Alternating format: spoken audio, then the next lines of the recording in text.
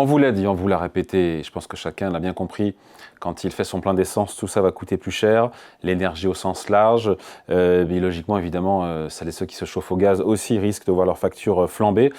Mais hélas, ce n'est pas tout, puisque bien d'autres secteurs vont pâtir de cette hausse des prix de l'énergie et donc gréver indirectement notre pouvoir d'achat. Bonjour Franck.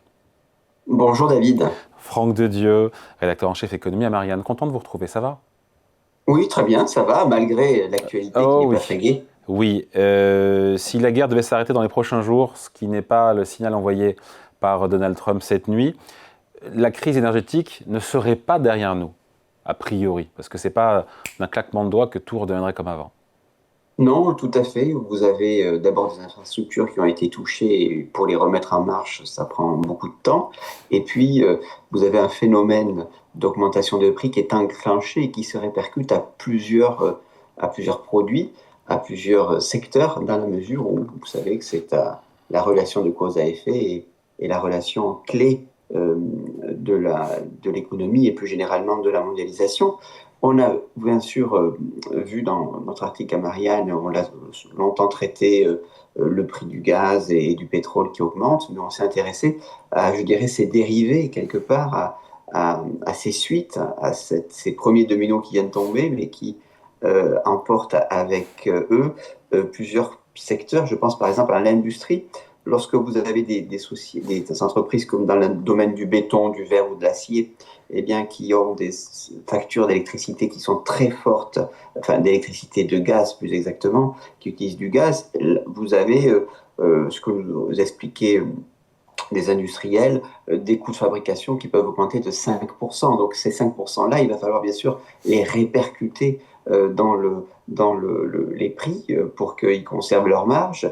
Vous avez dans le domaine de l'engrais, des engrais, où bien sûr les pays du Golfe sont aussi un carrefour, pas simplement d'hydrocarbures, mais par exemple sur l'ammoniac qui entre en composition de l'engrais et qui a bondi de 35%. Donc, pour les agriculteurs, ce sont des coûts supplémentaires. Vous avez donc dans le domaine de l'industrie et de l'agriculture beaucoup d'effets induits. Voilà, et puis il n'y a pas que cela. L'autre, on l'a évoqué d'ailleurs il y a quelques jours, mais on a le gouverneur de la Banque de France qui est venu nous voir. On a compris que les hausses de taux étaient possiblement de retour pour la BCE. Et évidemment, pour les acheteurs immobiliers, pour les acquéreurs immobiliers, c'est pas un cadeau, ça, hein. Non, c'est pas un cadeau. Déjà, enfin, vous savez que les banques se calent sur les taux d'intérêt, et en particulier les taux d'intérêt à long terme, qui sont eux-mêmes liés aux taux d'intérêt à court terme. Et vous avez depuis la crise, en gros, les emprunts d'État qui sont passés de 3,3 à 3,9. Alors ça paraît comme ça, pas grand-chose, mais en vérité c'est très important. Et je dirais peuvent se répercuter au prochain prêt immobilier.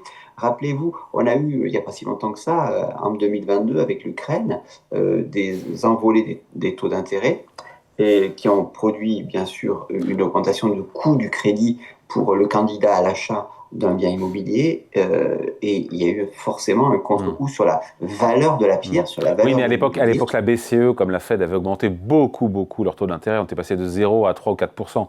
Là, on serait pas sur des hausses de taux similaires. C'est la limite de la Non, comparaison, hein. oui c'est vrai, mais vous ne savez pas exactement quel va être le montant de l'inflation demain. C'est très difficile à voir. Peut-être que la pression inflationniste de l'Ukraine sera comparable à celle de demain. Bon, c'est très difficile de le dire. Là, il y a des,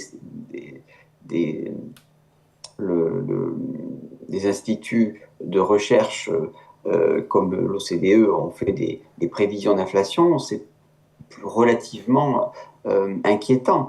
Euh, Sachez qu'au moment de l'Ukraine, les prix avaient baissé de 3 à 5% en ce qui concerne l'immobilier. Donc ce n'est pas, pour l'instant, ce n'est pas catastrophique, mais vous avez quand même la possibilité d'avoir une perte de valeur immobilière, ce qui est toujours pour les acheteurs, bon, peut-être une bonne nouvelle, mais pour les vendeurs et plus globalement pour le patrimoine des Français, une mauvaise nouvelle. Et puis enfin, ce n'est pas simplement des taux d'intérêt qui ont vocation à se transformer en prêt immobilier pour les ménages, c'est aussi, plus généralement, pour les grandes entreprises, quand les taux d'intérêt augmentent euh, que paie l'État, eh bien, il y a aussi des taux d'intérêt qui sont Ah, corporate. la charge d'intérêt pour l'État. Oui, la charge d'intérêt, mais les taux d'intérêt aussi. C'est-à-dire que demain, les futurs emprunts de l'État, aujourd'hui, sont à 3,93 et ils étaient, il y a quelques mois, à 3,3. Pour ce qu'on appelle les corporates, c'est-à-dire les entreprises qui ont besoin de financer leurs projets et qui ont recours à l'endettement par les marchés, qui émettent des obligations, eh bien, eux aussi, ils vont, euh, ils vont devoir payer un peu plus cher parce que ça se cale sur les taux d'intérêt payés par l'État. Donc, vous allez avoir des entreprises qui vont se dire, ah ben tiens, le coût du crédit coûte plus cher, je renonce à ces projets, je renonce à ces investissements, et de fil en aiguille, eh bien, vous avez une activité qui se contracte et à terme des embauches qui peuvent être malmenées. Ouais. Et le lien aussi avec tout ça, c'est que côté dépenses publiques, elles pourraient aussi être touchées. L'inflation, en quoi ça va toucher les dépenses publiques négativement? Alors, dans un premier temps, ça peut être positif parce que vous avez un effet prix, c'est-à-dire que le, le- le- le- quand vous appliquez, s'il y a une augmentation des prix, la TVA, ben, elle va s'appliquer sur un prix plus élevé. Donc, vous pouvez avoir des rentrées.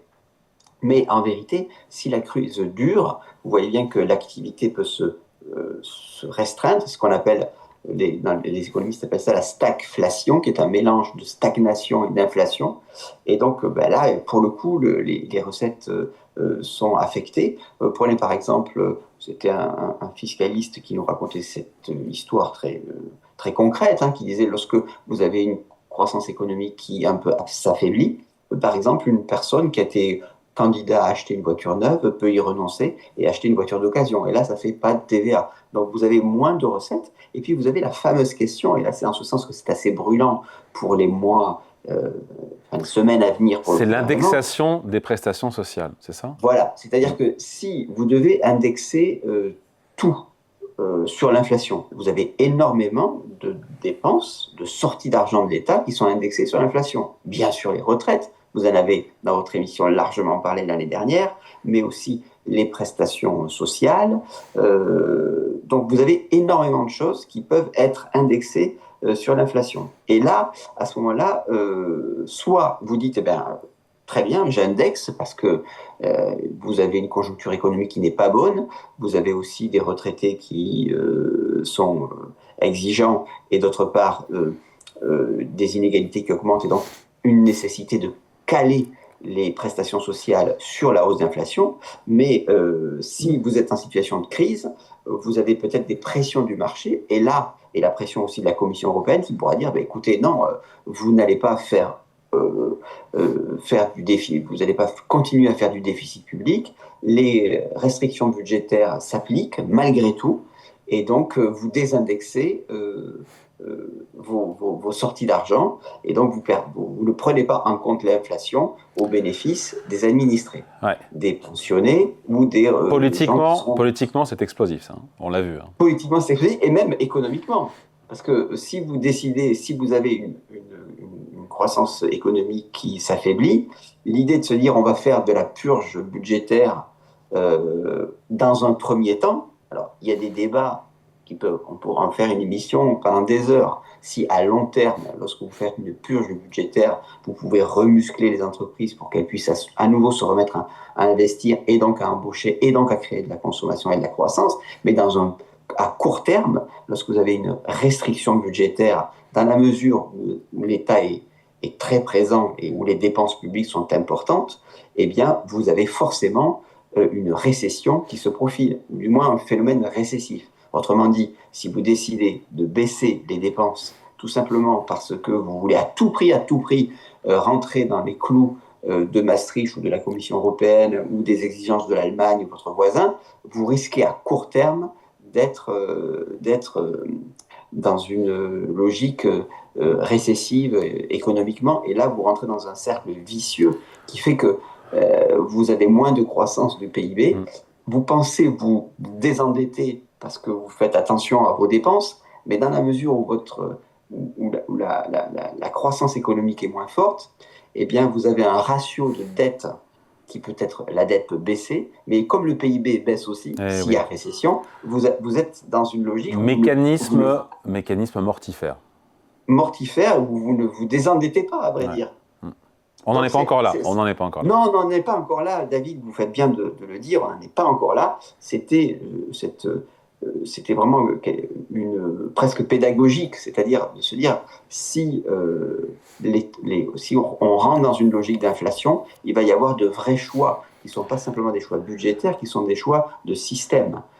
Qu'est-ce qu'on fait s'il y a de l'inflation est-ce qu'on change de monde et où la monnaie se déprécie, ou alors est-ce qu'on reste avec nos critères, nos déficits publics, nos critères de Maastricht, et on voit si on est condamné à avoir des croissances extrêmement faibles. Tout ça avec une élection présidentielle en ligne de mire l'année prochaine.